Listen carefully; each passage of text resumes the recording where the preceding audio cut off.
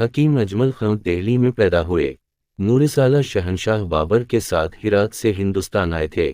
اکبر کے عہد میں ان کا خاندان دربار شاہی سے وابستہ ہوا۔ اجمل خان کے والد حکیم محمود خان شاہ عالم کے طبیب خاص حکیم محمد شریف خان کے پوتے تھے۔ حکیم اجمل خان نے قرآن حفظ کرنے کے بعد عربی و فارسی کی تعلیم حاصل کی۔ بعد ازاں اپنے بڑے بھائی حکیم محمد واصل خان سے طب پڑھی اور اس علم میں اتنی دستگاہ پیدا کی کہ ملک کے طول و عرض میں مشہور ہو گئے۔ 1892 حمزہ میں نواب رامپور کے طبیب مقرر ہوئے۔ 1906 حمزہ میں طبی کانفرنس کی بنیاد رکھی۔ اسی سال مسلم لیگ کے قیام کی تائید کی۔ 1908 حمزہ میں حکومت ہند نے حاذق الملک کا خطاب دیا۔ 2 مرتبہ یورپ کا سفر کیا۔ 1912 حمزہ میں طبی کالج قائم کیا اور 1920 حمزہ میں جامعہ ملیہ کے منتظم مقرر ہوئے۔ کانگریس کی مجلس عاملہ نے حکومت کے خلاف سول نافرمانی کی تحریک آپ ہی کی صدارت میں منظور کی تھی۔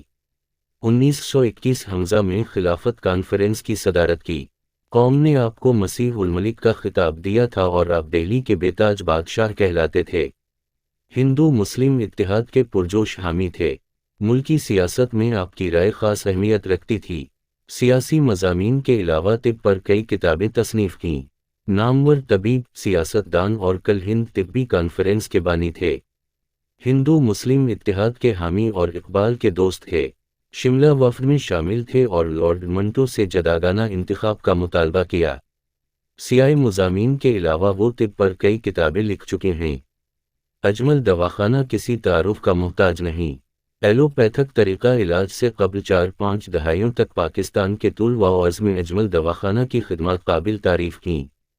کالج کی تاریخ 29 مارچ 1916 کو مسیح الملک نے لارڈ ہارڈنک کے ذریعہ باضابطہ طور سے آیورویدک اینڈ یونانی طبی کالج کی عمارت کا سنگ بنیاد رکھوایا تھا تاکہ انگر یزوا و نون غنہ کی متعصبانہ سازشیں دیسی طبوں کی بات بہاری کو زہر آلود نہ کرنے پائیں اور یہ سبھی فنون ہمیشہ کے لیے امر ہو جائیں۔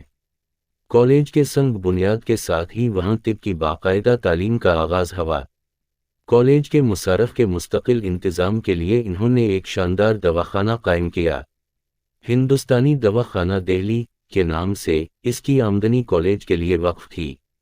ملک اور قوم کے لیے ان کا دل کس قدر فیاض تھا اس کا اندازہ اس واقعہ سے لگایا جا سکتا ہے۔ مولانا اخلاق حسین دالہل عامواؤ یہ اپنے والد کے حوالے سے بیان کرتے ہیں کہ سردی کا موسم، کڑاکے کا جارا، رات کا وقت، 12 کا عمل، بازاروں میں سناٹا۔ وہ کسی تقریب میں شریک ہو کر آ رہے تھے۔ جامع مسجد پہنچے تو دیکھا کہ ہلکے ہلکے بگھی آئی اور جنوبی دروازے کی سیڑھیوں کے پاس ٹھہر گئی۔ حکیم محمد اجمل الف نون غنہ باہر نکلے۔ سیڑھیوں پر جو لوگ سکڑے سکڑے پڑے تھے گاڑی میں سے لحاف نکالتے اور ہر ایک کو آہستہ سے اڑا دیتے۔ جب سب کو اڑا چکے تو گاڑی ہلکے ہلکے ہرے بھرے صاحب کے مزار کی طرف چلی گئی۔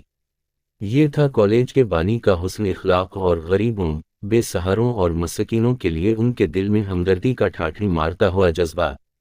دوسری طرف تھی ان کی اپنے ملک کے تمام مذاہب کے ماننے والے شہریوں سے بے پناہ محبت جس کی مثالیں کم نہیں تو مدون ضرور ہیں۔ وہ ایک طرف کانگریس کے مضبوط لیڈر تھے۔ ان کی قربانیوں اور خوابوں کا تقاضا تو یہ تھا کہ اس کو اوسط دی جاتی کالج کو ترقی دے کر یونانی اینڈ آیورویدک یونیورسٹی کا درجہ دیا جاتا جہاں سیکولر اور ہندو مسلم اتحاد کا مثالی ماحول دنیا کے لیے درس عبرت ثابت ہوتا۔ مگر ہائے افسوس کہ حکومتیں اس کی جڑیں کاٹنے میں ہی سرگرم دکھائی دیتی ہیں۔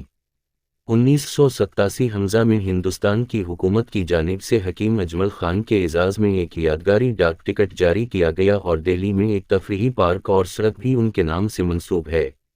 اجمل دواخانہ پاکستان تقسیم ہند کے وقت حکیم محمد نبی خان، جو حکیم محمد اجمل خان کے پوتے تھے، نے پاکستان نقل مکانی کی اور پاکستان آ کر انہوں نے ایک دواخانے کی بنیاد رکھی۔ دواخانہ حکیم اجمل خان کے نام سے منسوب مشہور اجمل دواخانہ ہے۔ اس دواخانے کی 100 سے زائد شاخیں پاکستان کے مختلف شہروں میں ہیں۔